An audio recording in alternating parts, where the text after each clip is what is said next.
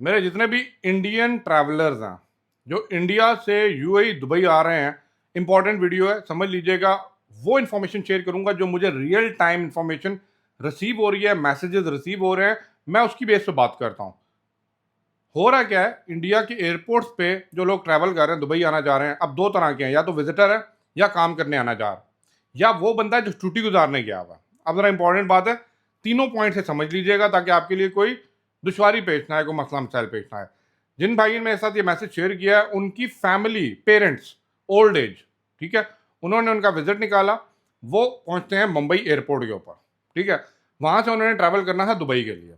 अब उनको वहां पे रोक लिया जाता है और उनसे पूछा जाता है, फॉर एग्जाम्पल पेरेंट्स आ रहे हैं, तो पेरेंट्स कहाँ पे जाएंगे? आपको भी पता है, होटल में तो नहीं रखना। अगर उनका बच्चा यहाँ पे बुला रहा है तो ऑब्वियसली वो उनके साथ रहेंगे। अब उन्होंने प्रॉपर डॉक्यूमेंट्स उनके हिसाब से था, ठीक है, जिस तरह नॉर्मल केसेस में ने भेजा, वीज़ा भेजा, टिकट भेजा, आ जाएंगे, ख़त्म। अब जब बोर्डिंग के लिए जाते हैं तो वो पूछते हैं कि भाई आप अपना किसके पास जाना है?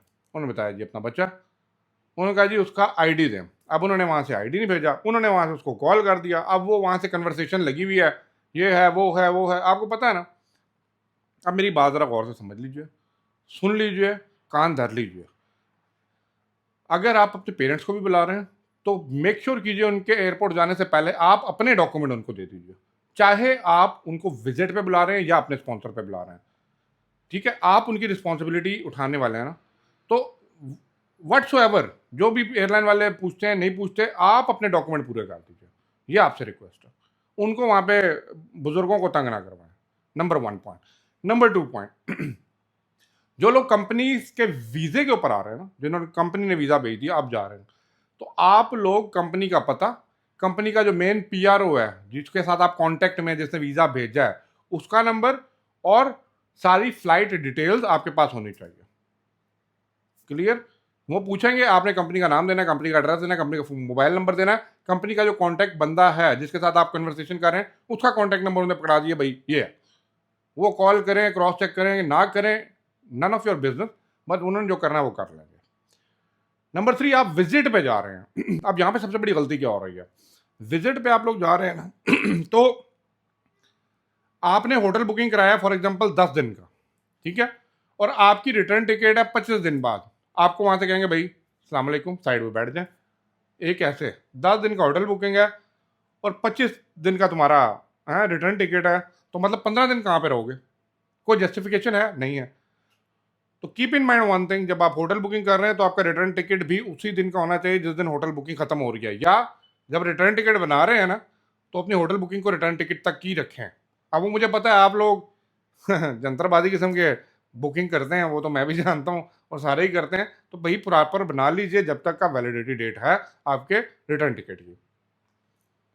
मेरी बात समझ आ रही है कि नहीं आ रही? ये एक्सपीरियंस हो रहा है, ये लोग वापस घर भेजे जा रहे हैं, ये लोगों को ऑफलोड किया जा रहा है एयरपोर्ट से, और अब ज़्यादा किया जा रहा है। नॉट ओनली कि आप लोगों के रूल्स स्ट्रिक्ट हुए हैं, but yes from the foreign countries उनके ऊपर प्रेशर भी पड़ता है।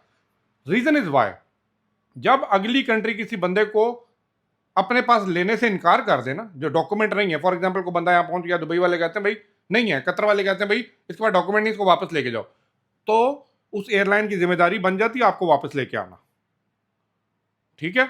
और अगर उनकी आगे से फ्लाइट बुक हो तो फिर क्या, इसलिए वो आपको वहां पे पूरा हिसाब किताब कर लेता है। आपको क्लैरिटी होगी। बाकी मेक श्योर कीजिए ऑल डॉक्यूमेंट आपके पास अवेलेबल होने चाहिए ताकि आपको फ्यूचर में कोई मसला मसाइल पैदा ना हो। वीडियो को लाइक शेयर कर दीजिएगा, मैं आपके साथ वो मैसेज शेयर करता हूँ जो real time data, real time market में चल रहा होता है। Thank you for watching. अल्लाह हाफिज़।